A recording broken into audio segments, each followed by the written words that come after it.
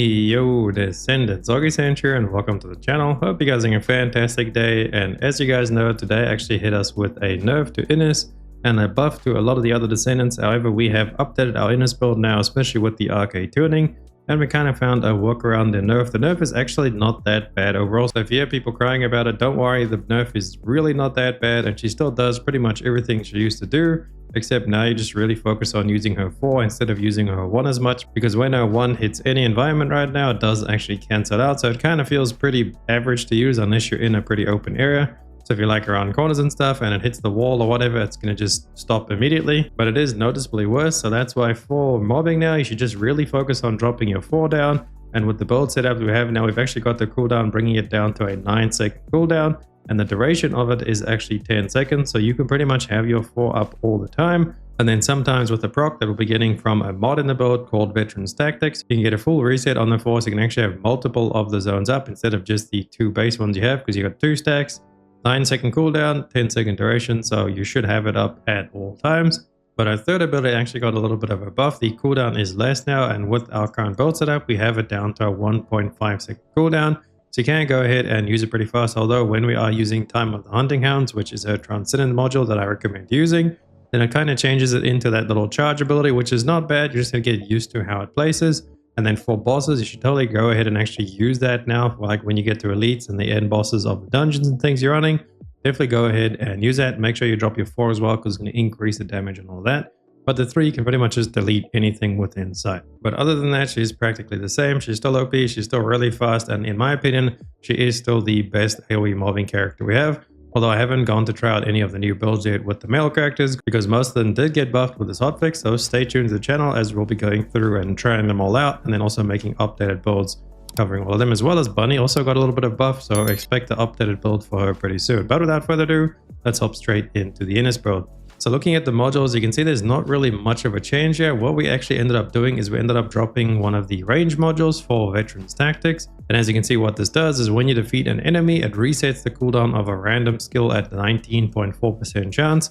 So you're going to be killing stuff pretty fast when you are chucking down your 4. I mean, it's massive range, does a ton of damage. And then sometimes when Veteran's Tactics does proc, it's going to reset the stack, so I can actually use it right away. One little thing that I did find while using Veteran's Tactics is it seems you need to actually kill the stuff with the Snare Hunter to get the cooldown to reset on that ability. So I believe it will only reset, only has a chance to reset the skill that's used to kill the enemy. So I think that's what was actually happening, because it seemed like more often when I just put down the snares, instead of spamming the 1s, they would reset more often, whereas I drop a snare and then start spamming the 1, it didn't quite seem to reset as often, because obviously this does affect whatever random skill and does have a 5-second cooldown, so it could only proc once every 5 seconds. So maybe just try and focus on using your Snare Hunter more instead of, spamming your 1. Only really time to use the 1 now is just on the boss, but instead of doing that on the boss, you can just go ahead and use your Snare Acrobatics, because that has been buffed. You can see it has a 1.5-second cooldown, so you can just go ahead, blow the bosses up with that, and then for the trash, just go ahead and spam your Snare Hunter, and that will deal everything. And then the Veteran's Tactics will proc every now and then, and you'll get the cooldown to reset. Other than that, the build is still practically the same. We have Focus on Tech, Focus on Electric for damage and cooldown, MP Conversion for cooldown, as well as Nimble Fingers for cooldown. And then we have Skill Expansion is our only range mod.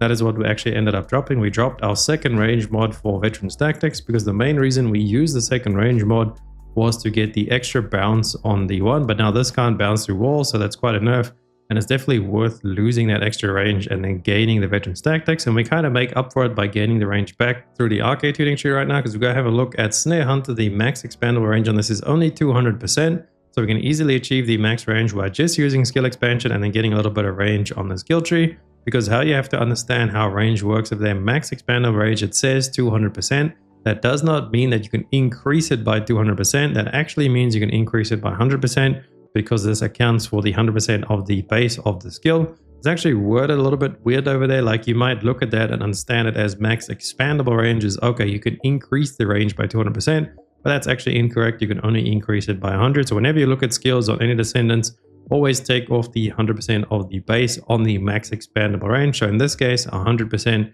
is how far it goes. I think this was actually nerfed in the hotfix too. I haven't fully read through it, but I believe it used to be 250 range. Correct me if I'm wrong there. But anyway, 200, so we can easily achieve that. We got 92.3.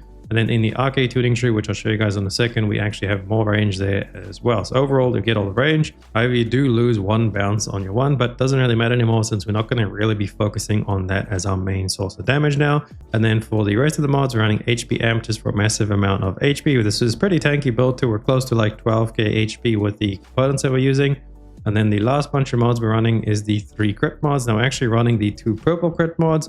And the blue crit mod, we are using the critical damage mod. The reason we're not using the critical hit chance mod is because of how we have our setup and the Arche Tuning tree. If we come have a look at our crit rate, we actually have 91, so almost 92% crit. And this is going to go up while we're in combat because our MP will increase. This will actually end up being 100% crit rate when you're in combat and you have the inversion tree and everything set up, which we'll get to in a minute, with just running these 3 crit mods. That's why we ended up dropping the blue crit rate mod, because this one over here gives you crit rate and crit damage. So we're getting a little bit of damage over there while still maintaining the high crit chance. Like I said, we'll pretty much be at 100% crit rate when everything is buffed up and we're in combat. And then lastly, for the Transcendence module, obviously we are running Time of the Hunting Hounds. You don't have to use this. Actually make your 3 a lot easier to use because it becomes like a little targetable shoot thing.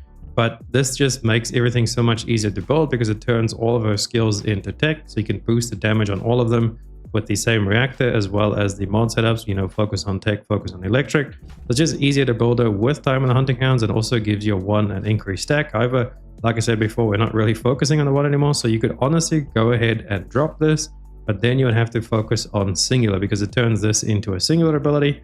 But your 4 still remains a tech ability. So it's actually a little bit weird to build it then. That's why I highly recommend just going with Time of the Hunting Hounds. And then for the component set, we ended up running 2-piece Invader and 2-piece Hunter set. We chose the pieces as is like this because it gives you HP on the top one. We get defense on that one, HP on this one, and then HP on the bottom one. So overall, running this component setup, we're pretty tanky, 11k HP with 5k defense. You know, that doesn't sound like much, but that actually is pretty significant to making you take less damage from trash and everything. So really nice setup.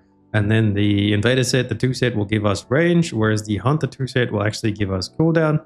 And with all the way we have everything set up, we actually are capping out our cooldown. See, it is fully capped out. And if we do drop the Hunter set, it's not fully capped out. So we have the Hunter set plus our modules, plus we are also on the Reactor running cooldown as well. So, and then we'll get the Reactor right now. You can see we're running cooldown, and then we're running tech boost and skill cooldown of there. So with all of that combined, all the cooldown everywhere from the Hunter set, our modules from the Reactor, as well as our Arche Tuning tree has the cooldown node as well. That's how we are maxing out our cooldown and getting our Snare Hunter to be on a 9-second cooldown. So that's what we're running for components React. And then one last thing over here before we look at the Arche Tuning tree is make sure you are using the Secret Garden. So that's going to mean you need a tactical rifle mounting on your Reactor.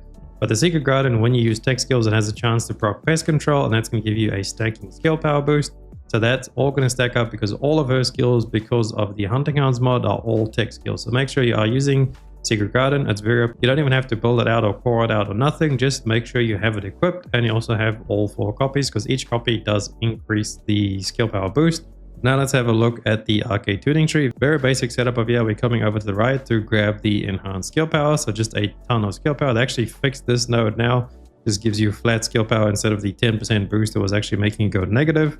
But that has all been fixed now, so the Arche tree is just giving you a ton of skill power. We're getting skill cost over there. There's a little bit of range we spoke about before. The only reason we're really picking this up is so we don't go get the Colossus, because we don't really need Colossus. I mean, this is a mobbing build. You can look over the left of here as well. You can see everything that you are getting from the tree.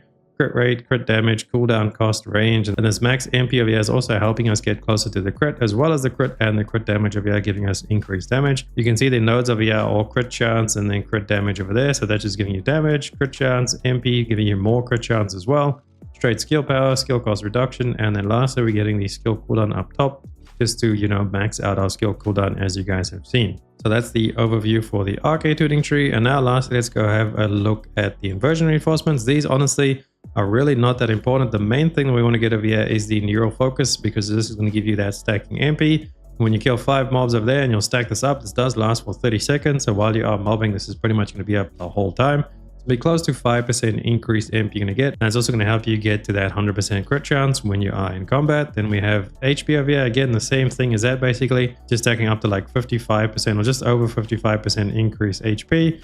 And then for the bottom roll, we just have the increased movement speed over there because there's nothing really else you can grab for mobbing. But if you only have a few inversion points, if you're newer or just returning, then I would suggest to max out this bottom tree, as when you max it out and you get the passive buff on the right there, the quantum domain is pretty nice, giving you skill range and skill power with when you're using your skills stacking up to 15 times. But I think that just about covers everything with Ines, so go ahead and change your build a little bit. Only really put on the veterans tactics and change it out for one of the range mod, and then change over your crit mods depending on how far you are in your Arche Tuning tree.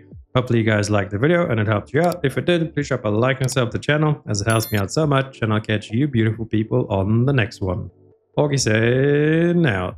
Run free and dive into the sky. Hear the